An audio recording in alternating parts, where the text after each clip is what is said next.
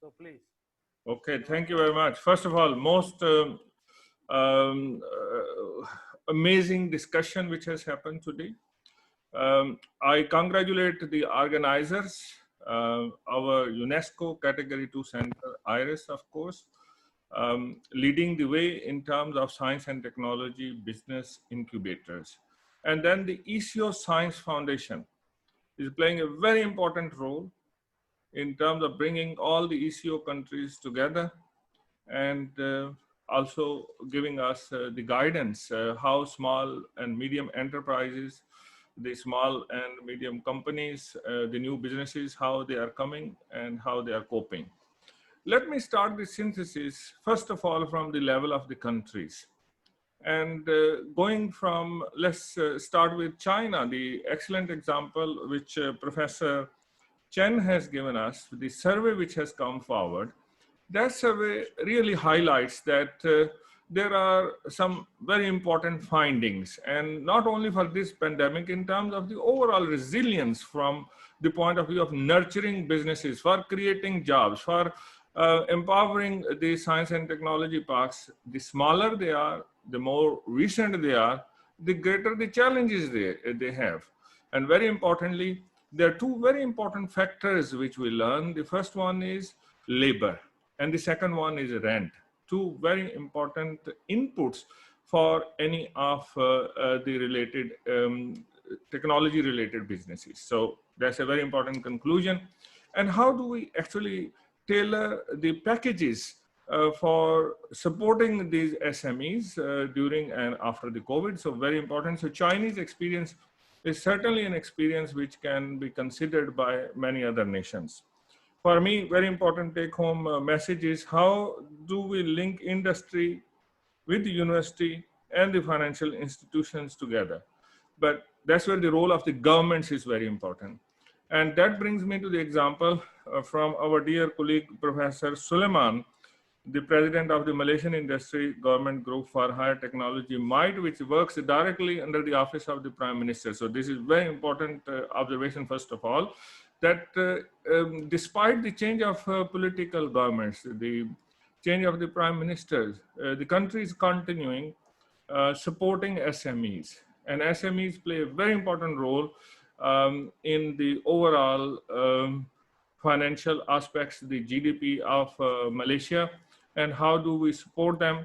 That's where a very interesting observation also, this information platform for technopreneurship, what is already being done. Also the link with the agriculture, the link related to the new technologies with the Industrial Revolution 4.0. So basically you continue to move to the next level, and COVID does not stop anything. Maybe it's also opening new opportunities and new SMEs are coming. With that brings me to the Iran's excellent example, and what we have heard from our Professor Dr. Jafar Gassari, that how quickly the small and medium enterprises have taken the chance with the health related aspects of technology and not becoming only self-sufficient, but setting the example for the world as well. And in this process, again, very important for the science and technology parks has to have the policy support, the government, the university, the financial sector, all have to work together. So that's very critical for the success of SMEs. Then Republic of Korea has always been a great example to quote, and World Technopolis Association has been working very closely with UNESCO. And today, Professor Kim has given us the size of investments which are there from the point of view of smart cities. So we have heard major investments from the Republic of Korea, and that's how the whole society progresses. A smart city includes many aspects which need science and technology, and only then the nation continues to support itself and moves forward during the times which are difficult times like COVID.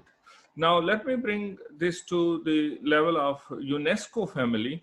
And that's where I would also like to highlight that pandemic has created a huge chaos across all sectors of life. And science and technology has been considered as a savior. Science and technology has been called that, please provide us with solutions so that we can move out of this pandemic. How can we move out of this grave and grim economic situation where trillions have been lost? So one thing I would say as a scientist is that science has shown hope. So UNESCO convened a meeting of the ministers of science and technology. Great commitment came through. And through those commitments, we can see the member states are very much interested to invest into the areas of science and technology.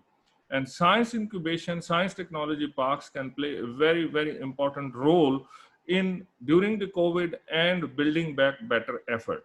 Within UNESCO, science technology innovation has been highlighted as the top priority in which we can move forward all nations. And that's where the concept of open science is being discussed. And we also have open science now as a regional consultation in the Asia Pacific region, and ECO Science Foundation is playing a very important role. The other very important area is we need to help continue this innovation for the science incubation parks, whether it's nanotechnology, artificial intelligence, robotics, the applications on phone, creating new kind of opportunities for mobilizing our food, or whether ordering medical supplies, as we have learned during this pandemic. There are new opportunities, deliveries through drones and whatnot, and we have seen the examples from Malaysia. A husband and wife company can become such a big player in Malaysia, and some of these companies go also across countries, and this also attracting the attention of the multinationals. So how do we move forward from here? So very interesting observations. So from UNESCO point of view, we have been asked by our member states through our governing bodies like the executive board that please help institute mechanisms for supporting science, engineering, technology, and innovation. Bring forward the best examples, but have regular mechanisms which can help nations at the level of the whole nation. What should be the science, engineering, technology, innovation policy? How do we support the science incubation parks? How do we make sure the universities are working in an environment where there is a purpose-driven product delivery, which is taken up by the right kind of SMEs, and there is right kind of support from the government all the way to commercialization and the pathways to the market and whatever is available. Sustainable development goals, very, very important. We need to continue to work on them. There are other big initiatives like the Belt and Road Initiative, which can offer many of the opportunities for the region where we are working. Lastly, also, I would like to highlight that UNESCO would be very much interested to work with all the partners and the lessons we have learned, and how do we bring them to the policy level? How do we bring those nations who are lagging behind in science, technology, and innovation? And how do we help them by bringing South-South cooperation? And for that, initiatives like Malaysia UNESCO Cooperation Program, as well as the network of UNESCO centers like IRIS and ISTIC. How do we bring them together, network them, and to move with ECO Science Foundation and ECO member states? So there is a lot which can be done to move forward to the next level of resilience, next level of innovation, and to more sustainable, greener development, as Professor Kim has also said today, the Green Deal. So science, technology, innovation has to be part of the Green Deal. This is my overall analysis of today, and certainly an amazing session, and it should guide us for the years to come.